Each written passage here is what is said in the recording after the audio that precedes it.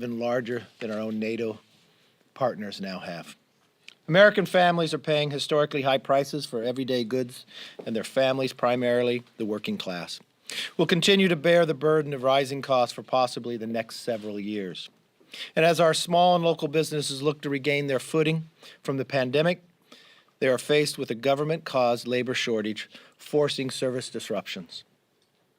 And this past weekend, we saw the starkest inflection point in President Biden and Vice President Harris' ongoing border crisis. Over 10,000 Haitian migrants crossing the border and setting up camp under a bridge outside of Del Rio, Texas. Their journey is a direct result of the Biden-Harris agenda that wants to grant them amnesty and a lifetime of government benefits. While women and children faced 100-degree weather, shortage of food and water, the administration's response remained non-existent. Where is the border czar? Vice President Harris. Tomorrow will mark the 6th month since she was appointed to this role. And in that time, the situation at the border has only continued to deteriorate. Over 1.2 million migrants have been apprehended since Biden and Harris took office. Under her control of the border, 970,000 with this border czar. For the last 2 consecutive months, illegal migrant encounters hit more than 200,000. How does that play in history? It's a 20-year high. 4,752 pounds of fentanyl seized since April. So if you're a city on the border, you think that's far away. That fentanyl comes to every element and every city in America. Congressional Democrats on Capitol Hill have been just as disconnected from reality. They're intent on making these problems much worse. Instead of addressing the concerns hurting our economy, stability, they are moving ahead with passing a massive $3.5 trillion spending bill, along with another trillion added upon that. Raise taxes, harm the middle class, and increase the inflation they have already created, shutting businesses, all while handling tax breaks to the rich. Democrats control every lever of the federal government, but they are acting like powerless bystanders. With a lame duck speaker who's more concerned about her last European tour and getting a $200 million earmark for her own district, instead of bringing Americans home from Afghanistan, putting the border in a secure position to save this country, and creating an economy that can continue to grow instead of harming it. America cannot continue down this path. We need a Biden-Harris administration and congressional Democrats to fix the nation's problems as opposed to worsening them than the ones that they have already created. I continue to listen to the Democrats on the other side of the aisle. Never before did I think I'd see an administration leave Americans behind. Never before did I think I would see the Democratic Party literally pull out funding for Israel because they couldn't even pass it. For defense of an Iron Dome. Every single Democrat voted no in the concept of bringing that back. It is a different time and place in our nation. I've never seen a majority party fail time and again and put this country further in debt by not even being able to pass their own funding bills, but only harming the small businesses that are just now getting out of a pandemic. With that, let's open it up for questions. Leader McCarthy? Yes, ma'am. Are you encouraging your members or working your members against the bipartisan infrastructure bill? You know, I don't view it as a bipartisan bill any longer, where the Democrats have now made it one over $5 trillion bill, one without the other. It only harmed the nation even more. I'm voting no. What about your members? Do you encourage them to vote no, too? Yes, I do. Yes, ma'am. Can I follow up on that question? Sure. Senator McCarthy? A lot of the things in this bipartisan infrastructure bill are things that your members have backed in the past and are popular at home. What's your message to constituents, even in your district, who could get millions of dollars of money for roads or broadband? No, you get, because you don't get millions of dollars for roads and broadbands. What you get is $5 trillion of more inflation. You get a bigger socialist big government. You get a harm to our economy. And from the whole perspective of the roads being built, we had a bill that went forward that had the opportunity to build more roads, less money, have the reforms to get it done, and you didn't have to have the Green New Deal. Yes, sir. Leader McCarthy, the January 6th Select Committee has said that they could issue subpoenas as soon as this week. If you're among the group who is subpoenaed either for your information or for an interview, how will you respond to that subpoena, and are you advising your fellow members of Congress that could face subpoenas as to how they should respond? You know, I haven't received any subpoena, but it just goes to show this is more about politics than anything else. There's only two questions that this committee should actually be looked upon. Why was the Capitol left so ill-prepared, and how can we make sure that this never happens again? But that's not what they're focused on. Yes, ma'am. On the debt ceiling, Republicans do not want to help Democrats raise the debt ceiling. You guys voted against the CR that the debt ceiling was suspended in.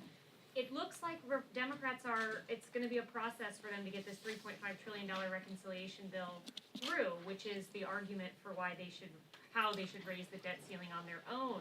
So the debt ceiling needs to be done by mid-October. How are Republicans not responsible for a financial crisis caused by not raising the debt ceiling if Democrats aren't able to do it on their own by mid-October? Because it's perfect, because they can't. Democrats control the White House, the Senate, and the House. They want to raise $5 trillion and spend in the next month. You have a maxed out credit card, and they want to get a new limit to go max out another one. In reconciliation, within the Senate, they have the ability to carve out just for a debt ceiling to vote. They have a hard time doing that on their own because it may harm them in raising all that money. But they are in the majority. They control what comes to the floor. So they have wasted all this time. The only people that will get any blame for this is the Democrats and their management. We've watched crisis after crisis, from the border to Afghanistan to now putting our debt into crisis. Why would they move a bill that they know not pass? And they even took out the Iron Dome funding in it to try to get their most liberal people to vote for it. They know it's not going anywhere in the Senate, so why did they waste that time? Why didn't they take the time to wall off the reconciliation with the debt ceiling, pass it in the House, and pass it in the Senate so people in America would not be harmed?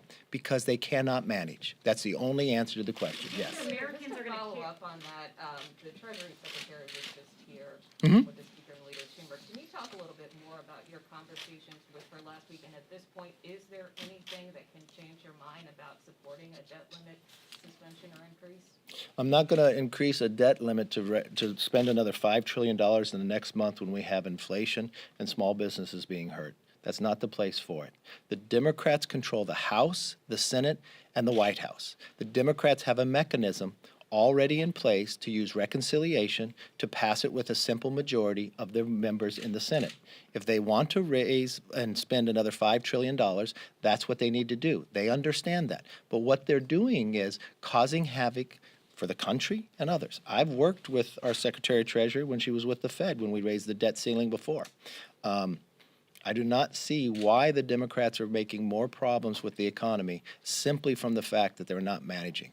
Why did the Speaker spend her time in Europe when she knew this was coming forward? Why do they only have us back here for 2 weeks when they know this challenge is before us? Why do they make it to the last minute to make it harder for our economy and others? It's all a mismanagement on their part. They control the floor, they control the Senate, they control the White House. If they want another $5 trillion of spending, they need to raise the debt ceiling. Is that what you conveyed to the Secretary?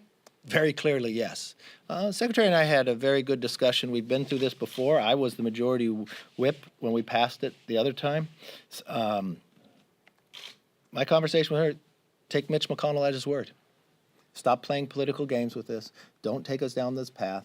Start working your reconciliation. Don't waste another week like they wasted this week with a CR that was not going anywhere. They knew it. She knew it on the phone as well.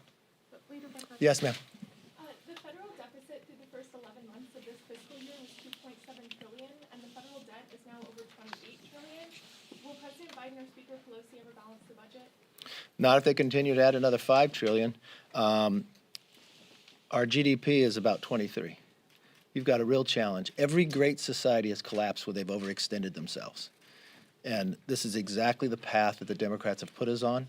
The inflation that they have created with their spending when first coming into office, continue to contribute to this and the harm that it'll cause to business and growth and for future generations of Americans. They're putting it as a path that deal a great deal of amount of damage. I remember listening to a number of years ago on the Joint Chiefs of Staff said our greatest threat to our nation wasn't a foreign enemy, it was the debt. The Democrats have done nothing but add to it. Senator Yes. McCarthy, but if most of this debt, 98% of it predates President Biden's Not true. inauguration, why don't Republicans have the responsibility to help raise the debt limit?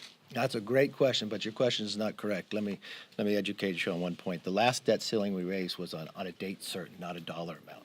So the date certain, every amount of money spent in the Trump administration was accounted for, and also went into the 7 months of the current Biden administration.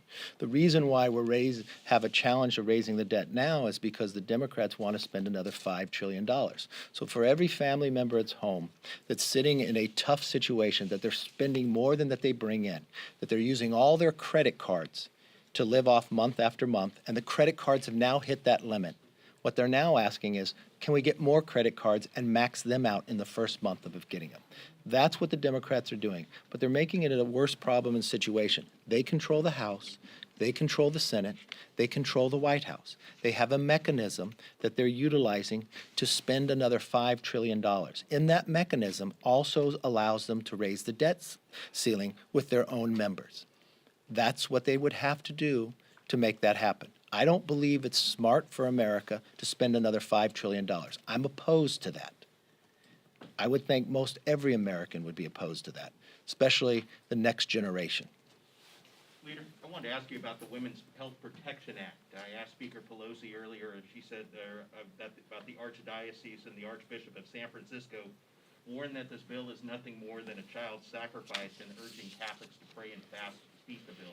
What's your reaction to this pro-life and pro-abortion agenda? What the Democrats are bringing before us, it's really a radical bill. It goes beyond Roe v. Wade. It allows abortion on demand up until birth. It shows how far left Democrats have become. 219 Democrats, I believe, have co-sponsored that, to have abortion up until birth. Regardless of how you feel about this situation, that is not the place I believe Americans are at. But they're going to spend their time pushing that onto the floor, putting American economic in doubt when they should be dealing with the economics of what they have before them. Senator McCarthy, back to, So, going back to the recommendation that your members opposed the infrastructure bill, I'm curious, since there were 19 Senate Republicans who did vote for that, including Leader McConnell, have you talked to him about your decision to recommend voting against this? I talk to McConnell all the time. People have differences of opinion, but the one thing I think everybody now sees is what the bill passed in the Senate is a different situation now that it came to the House. Every single Democrat you can ask from Pelosi on down that it's one bill. So you're not voting for a $1.5 trillion infrastructure bill, you're voting for a $5 trillion bill. That they will hold it unless it goes forward. They have their internal firing squad right now upset with each other because one side won't vote for it unless they get reconciliation. So whatever agreement they come upon is not about the infrastructure bill. It's about whether they can spend $5 trillion. That's different than what they saw in the Senate. Last question. They are planning to vote for the infrastructure bill on its own without the reconciliation bill Monday or Tuesday. If Pelosi keeps her word. If she keeps her word. Will she send it to the White House or will she hold it at the desk? Because she's talked about holding it as well. And the progressives on the other side, on the Democratic side, said they won't vote for it unless she will. So, interesting. Mr. Leader, there's at least four Republicans who have indicated they'll back the bipartisan infrastructure bill. Fitzpatrick, Tom Reed, Adam Kinzinger, and Fred Upton. What is your message to those four members and others who might back that infrastructure bill? The only thing I would say to them, it's a different situation than it was when it came out of the Senate. You watch that the so-called moderate Democrats put a letter together with 10 names that they would not move reconciliation until they got the infrastructure bill, and in 48 hours they collapsed and didn't get the infrastructure bill, and not only moved the beginning of reconciliation, they deemed it where you couldn't even debate it. I think in speaking to a lot of those members at the time, that changed their opinion of whether they should support that bill or not. I don't view it as a vote for infrastructure. It's a vote for $5 trillion. And I don't believe America can afford that now. And I don't believe it's the best when we have inflation, we have a border that's out of control, we have Americans held hostage in Afghanistan, and we have a White House ignoring every crisis before them, but only trying to create a new one. Thank you all. Have a good day.